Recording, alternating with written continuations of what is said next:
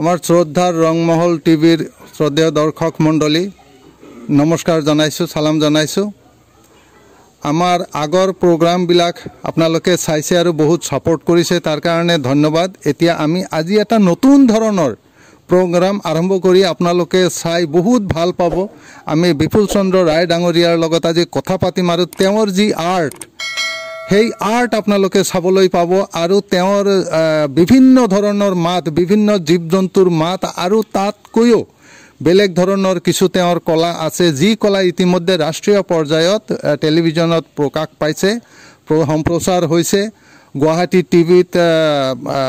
প্ৰতিদিন টাইমছতো প্ৰচাৰ হৈছে বিভিন্ন মিডিয়াৰ জৰিয়তে প্ৰচাৰ হৈছে আপোনালোকক তাৰ সোৱাদ দিম সেইকাৰণে আমি আজি ইয়াত উপস্থিত হৈছোঁ কিন্তু বন্ধুসকল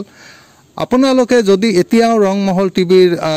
সাবস্ক্ৰাইব কৰা নাই তেনেহলে আমি অনুৰোধ জনাইছোঁ আপোনালোকে সাবস্ক্ৰাইব কৰিব শ্বেয়াৰ কৰিব লাইক কৰিব আৰু কমেন্ট কৰিব আৰু আগলৈ আমাৰ লগত থাকিব এতিয়া আমি বিপুল চন্দ্ৰ ৰায় ডাঙৰীয়াৰ লগত কথা পাতিম তাৰ আগতে মই তেখেতৰ পৰিচয়টো দিছোঁ মাননীয় বিপুল চন্দ্ৰ ৰায় গুৱাহাটী বঙাইগাঁও পলিটেকনিক কলেজত সৰু এটা চাকৰি কৰে গ্ৰেড 4 এমপ্লয়ী হিচাপে চাকৰি কৰি আছে তেওঁৰ ঘৰ ধুবুৰী জিলাৰ চাপৰ চহৰৰ লগতে আৰেয়াৰজাৰ ঘোৰাবান্ধা গাঁও বুলি তাতে তেওঁৰ বাসস্থান তেওঁৰ ঘৰটো আমি আপোনালোকক দেখুৱাবলৈ চেষ্টা কৰিম পাছত এতিয়া আপোনালোকক তেওঁৰ যিটো আৰ্ট কলা ইউনিক সেইটো আপোনালোকক দেখুৱাবলৈ চেষ্টা কৰিছোঁ মই বিপুল চন্দ্ৰ ৰায় ডাঙৰীয়াৰ ওচৰলৈ গৈছোঁ বিপুল চন্দ্ৰ ৰায় ডাঙৰীয়া আপুনি আমি জানো দেখিছোঁ আপোনাৰ কলা আমি শুনিছোঁ আপুনি বিভিন্ন মঞ্চত বিভিন্ন মাধ্যমত আপোনাৰ কলা প্ৰদৰ্শন কৰিছে যদিও এতিয়াও অসমৰ বহুত মানুহ আছে যিসকলে আপোনাৰ পৰিচয় পোৱা নাই আপোনাৰ কলা উপভোগ কৰিব পৰা নাই গতিকে আমি আগবাঢ়ি আহিছোঁ যে আপোনাৰ কলা সকলো আমাৰ অসমবাসীলৈ পৌঁছাই দিবলৈ আমি প্ৰয়াস কৰিছোঁ আৰু যাতে তেওঁলোকে পৰৱৰ্তী সময়ত আপোনাৰ লগত যোগাযোগ কৰিবলৈ সুবিধা পায় এতিয়া আপুনি কি ধৰণৰ কলা প্ৰদৰ্শন কৰে সাধাৰণতে আমাৰ দৰ্শক মণ্ডলীক আগতীয়াকৈ অলপ ক'ব নেকি নমস্কাৰ মোৰ পৰিচয়টো আপোনালোকে পালে মই গতিকে আৰু বহলাই নকলেও হ'ব তে যি কি নহওক মই আপোনাৰ ধৰক এনে বিভিন্ন ধৰণৰ কুকুৰৰ মাত শিয়ালৰ মাত কেঁচুৱাৰ মাত মুৰ্গীৰ মাত তাৰপিছত আপোনাৰ ইংলিছ বাতৰি VIP সাইৰেন এনে আৰু আপোনাৰ বিভিন্ন ধৰণৰ আমাৰ গাঁও অঞ্চলত গাঁৱে ভূঞে যে বিহু আহিলে বিহুৰ চিৰা খুন্দে তিন গাইনত কেনেকৈ চিৰা খুন্দে বা আমাৰ এই গোৱালপাৰাৰ পিনে বিশেষকৈ আমাৰ নামনি অসমৰ গোৱালপাৰা ধুবুৰী বঙাইগাঁও আৰু ইপিনে গলগঞ্জ ইপিনে আমাৰ মানুহৰ ছোৱালীৰ বা ল'ৰাৰ বিয়া কেনেকৈ হয় সেইখিনিও মই মানে অকণমান থুলমূলকৈ মানে দেখুৱাব পাৰোঁ আৰু কেনেকৈ হয় ঠিক আছে ৰায় ডাঙৰীয়া আপুনি আমাক প্ৰথমতে আপোনাৰ কি কলা প্ৰদৰ্শন কৰিব আচ্ছা আপুনি বা কোনটো শুনিব খুজিছে যে যি নহওক মই প্ৰথমতে আপোনাক এটা শিয়ালৰ মাত শুনাম আপোনালোকক ঠিক আছে আচ্ছা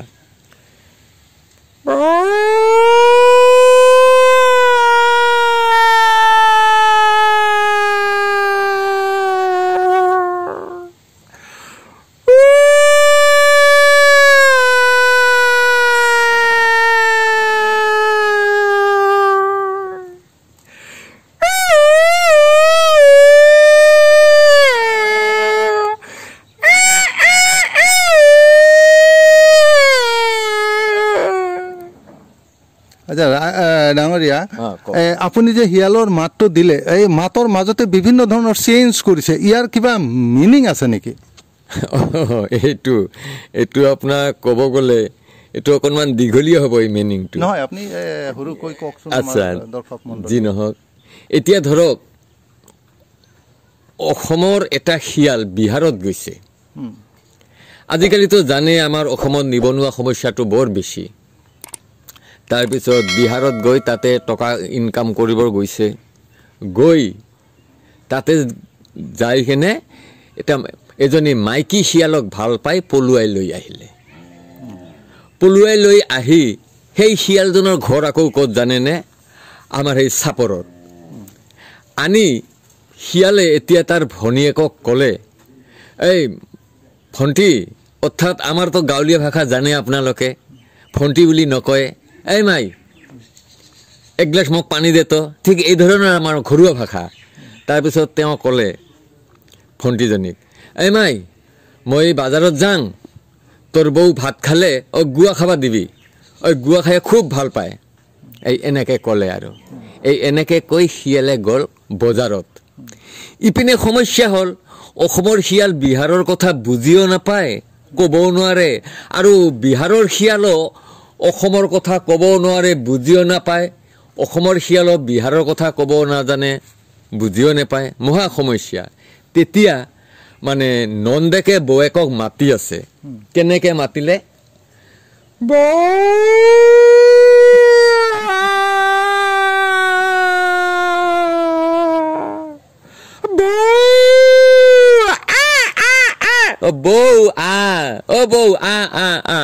বৌ তো বিহাৰী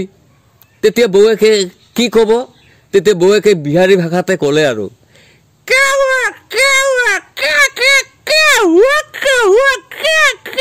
মানে কি হ'ল কি তেতিয়া নন্দেকে কৈ আছে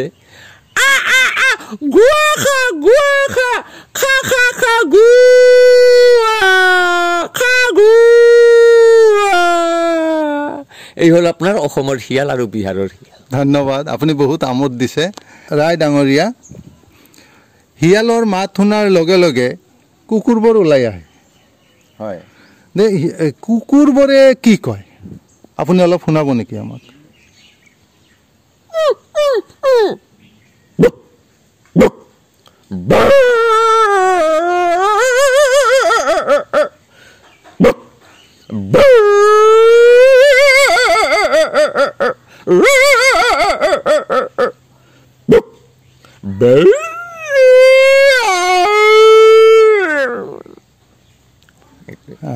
আচ্ছা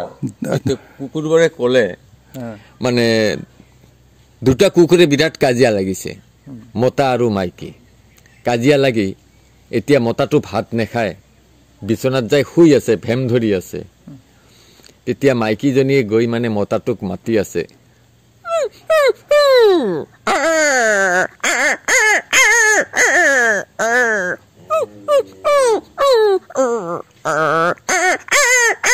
মানে হেৰি উঠ উঠ উঠ আয় আয় আয় আয় মানে ভাত খাব মাতি আছে মতাটো এনে খং উঠি আছে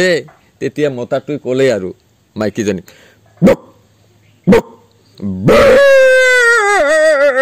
মানে গুচ গুচ যা ইয়াৰ পৰা গুচি যা তেতিয়া মাইকীজনী আকৌ ক'লে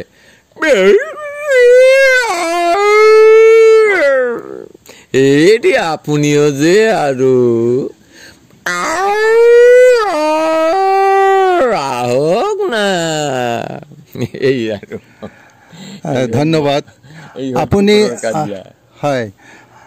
কুকুৰাই কেনেকৈ মাতে এই তেনেকুৱা মাতো আপুনি দিব পাৰে আচ্ছা ঠিক আছে এতিয়া কুকুৰাৰ মানে কণী পাৰি আছে মুৰ্গী এটাই কণী পাৰি আছে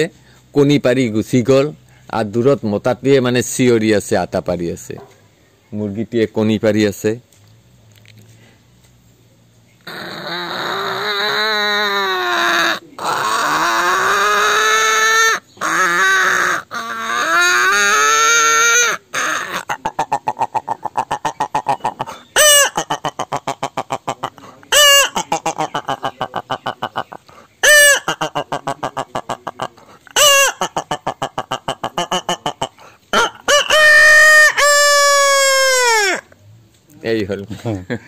ধন্যবাদ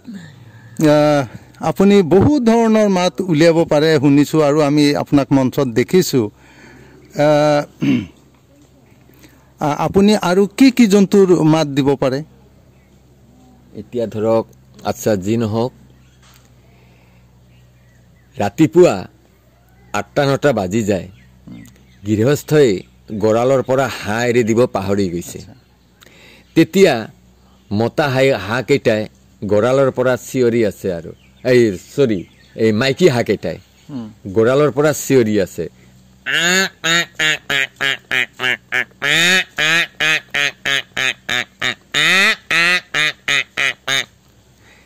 তেতিয়া তাৰমানে হেৰি কৰি আছে মানে গৃহস্থক কৈ আছে এইটো মানে বুজাইছে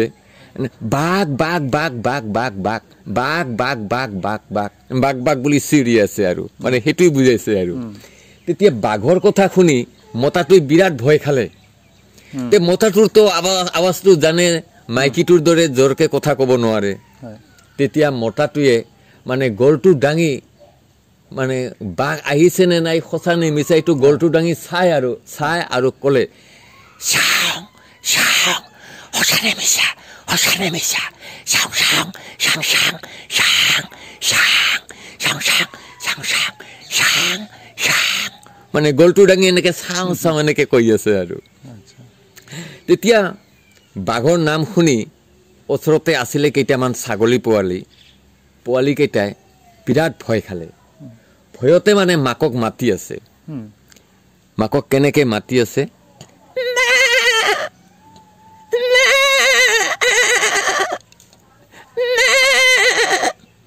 মানে বাঘ ওলছে আমি ভয় কৰো মা ক'ত গেলি এইটোই আৰু তেতিয়া মাকে দূৰৰ পৰা মাত দি আছে মানে এই ৰ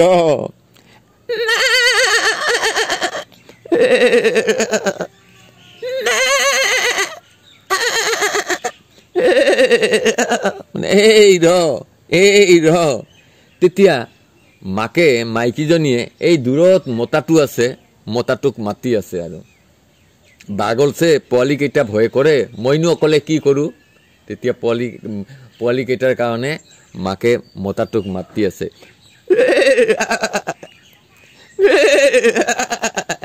হেৰি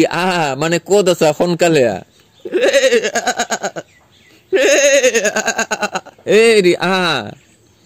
তেতিয়া বাঘৰ নাম শুনি মতাটোৱে বিৰাট ভয় খালে ভয়তে মানে তাক কঁপিব ধৰিলে মেলেৰিয়া অহাৰ দৰে হ'ল আৰু কেনেকে কঁপিলে মানে ঠাণ্ডা লাগি কঁপি জ্বৰ উঠিলে মানুহে যেনেকে কঁপে ঠিক তেনেকে মতাটোও কঁপি আছে মানে এনেকে কঁপি আছে আৰু তাৰপিছত মাইকীজনী আকৌ ক'লে মানে হেৰি তেতিয়া মতাটোৱে খঙতে মাইকীজনীক গালি পাৰিলে মানে ৰ আকৌ মাতি আছে মতাটোৱে তেতিয়া কি কৰিলে মাইকীজনীক গালি পাৰিলে মানে মনে থাকিব নোৱাৰা এইটোৱে আৰু বুজাইছে ছাগলী আজি আমাৰ গোৱালপাৰীয়া গান আমাৰ এই লোৱাৰ অসমৰ ফালে বহুত জনপ্ৰিয় আৰু তাৰ লগত দোতৰাটো আপুনি দোতৰাৰ মাতো শুনাব পাৰিব নেকি আমাক আচ্ছা নিশ্চয় যদি শুনিব বিচাৰিছে আমাৰ দৰ্শকে নিশ্চয়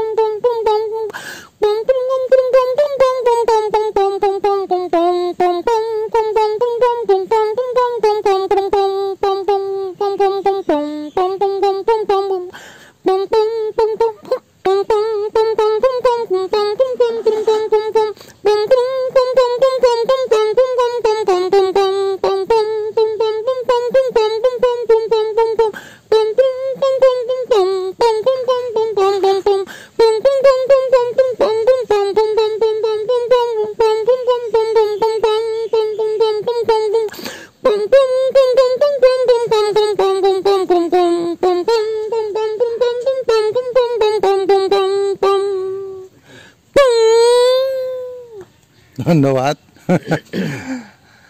আমাৰ শ্ৰদ্ধা ৰংমহল টিভিৰ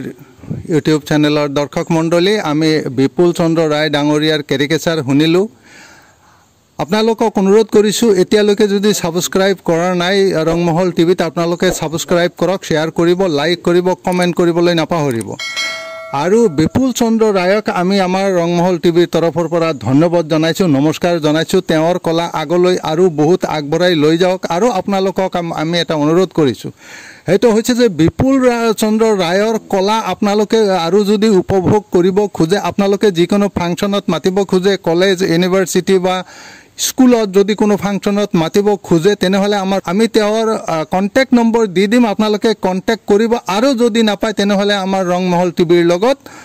যোগাযোগ কৰিব SMS কৰিব আমি তেওঁৰ লগত যোগাযোগ কৰাই দিম এতিয়া আপোনালোকক দেখুৱাইছোঁ ইমান উচ্চ মানদণ্ডৰ কলা প্ৰদৰ্শন কৰা এজন শিল্পী তেওঁ কি অৱস্থাত আছে তেওঁৰ ঘৰখন এবাৰ আপোনালোকক দেখুৱাবলৈ চেষ্টা কৰিম আৰু তেওঁ আমাৰ ষ্টেট লেভেল নেশ্যনেল লেভেলত কিমান পুৰস্কাৰ পাইছে বিভিন্ন ঠাইত সেইটো আমি দেখুৱাবলৈ চেষ্টা কৰিম অলপ সময় বন্ধুসকল আমাৰ লগত থাকক তেওঁৰ ঘৰখন আপোনালোকে চাই যাওক আৰু আমাক ছাপোৰ্ট কৰি থাকিব ধন্যবাদ আহক আমি তেখেতৰ ঘৰটো আপোনালোকক দেখুৱাম থেংক ইউ